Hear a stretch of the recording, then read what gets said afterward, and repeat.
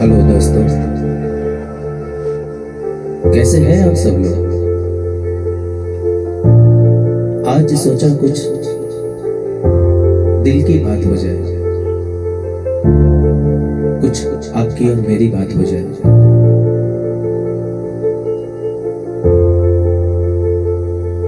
कई बार हम लोग ये वीडियोस देखते हैं इंस्टा में, यूट्यूब में, फेसबुक में। चैनल को ऐसे मोनेटाइज करते हैं। कोई कहता है कंटेंट अच्छा होना चाहिए, सक्सेस होने के लिए, कामयाब होने के लिए ऐसा करना चाहिए, वैसा करना चाहिए, इस तरह से करना चाहिए।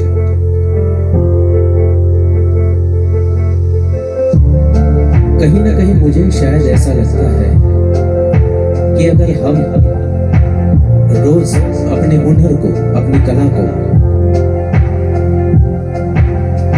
किसी न किसी तरह से मेहनत करके अगर हम वो वीडियो अपलोड करें तो कभी ना कभी कामयाबी तो मिल ही जाएगी। क्योंकि सब जिंदगी की भाग दौड़ में इतने व्यस्त हैं कि शायद खुद के लिए भी टाइम नहीं बचा है।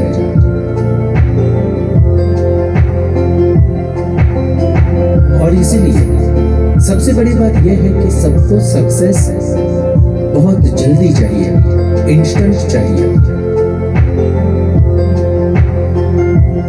मगर कामयाबी का कोई शॉर्टकट तो है नहीं, और ना ही इतनी इमरजेंसी में सक्सेस मिल जाती है। आपने वो जो खेलने के लिए वो पन्ने आते हैं, वो पन्नों की गड्डी देखी होगी आपने, पत्ते बोलते हैं उसे, वो पत्तों की गड्डी देखी होगी।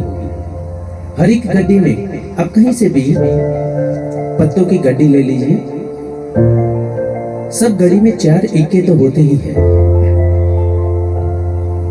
मगर वो 4 इक्के उसी को मिलते हैं जो वो 52 पत्तों को फेंदने की मेहनत करता है। तो वो 4 इक्के हमारी तकदीर में है तो सही, मगर उसके पाने के लिए शायद मेहनत करनी पड़ेगी। कई बार जिंदगी में टूटा हूं, कई बार धीरे धीरे खड़ा हुआ हूं। तो कामयाबी का शायद कोई मापदंड तो है नहीं। कभी अपने कौन है, पराये कौन है, ये समझ में नहीं आता। कभी जो कर रहे हैं वो क्यों कर रहे हैं, ये समझ में नहीं आता।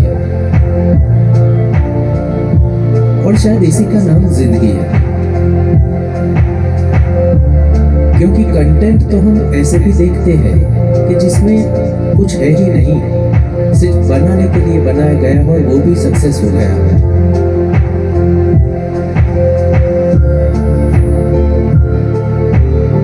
तो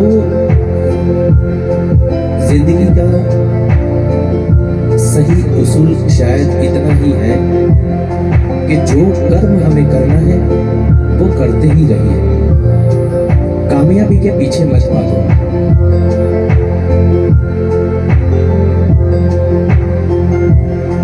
क्योंकि मेहनत और किस्मत सक्सेस के लिए दोनों लगती है, सिर्फ मेहनत भी नहीं और सिर्फ किस्मत भी नहीं।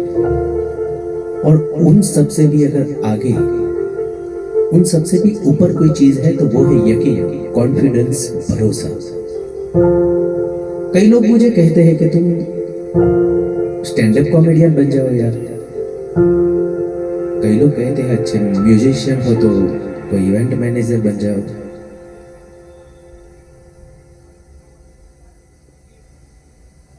पर मुझे शायद यही लगने लगा है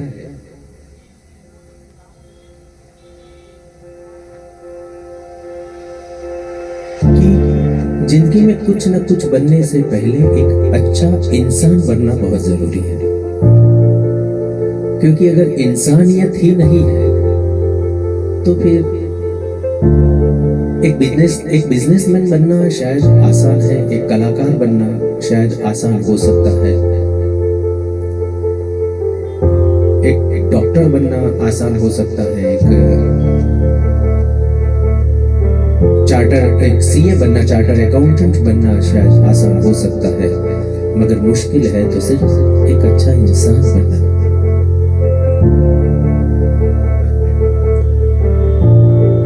और इसीलिए अगर नीति सही है, सच्ची है, तो सक्सेस देने के लिए शायद भगवान और कुदरत भी उसमें सपोर्ट कर दें।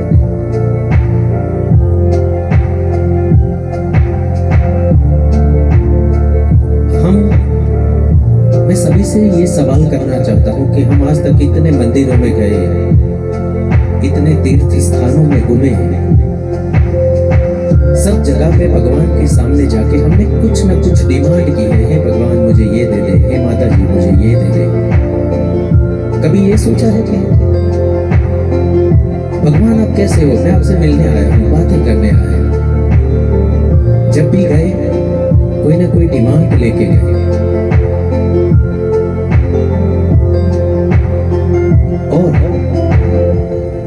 जिंदगी के जो चढ़ाव उतार आते रहते हैं,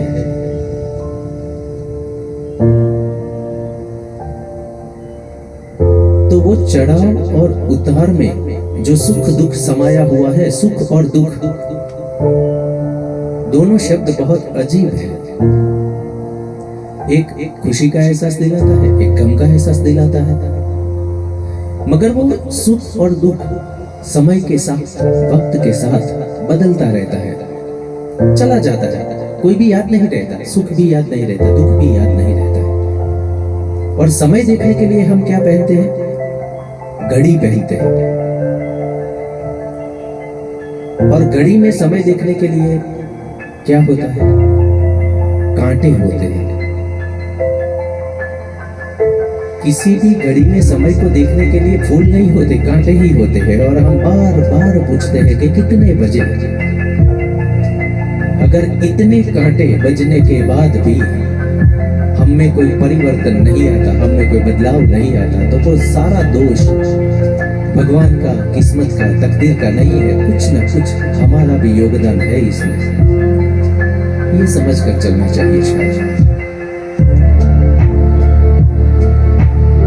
तो दोस्तों मैं क्या बोल रहा हूँ, क्या बता रहा हूँ, वो तो शायद मुझे पता नहीं है, मगर बस इतना ही कहता है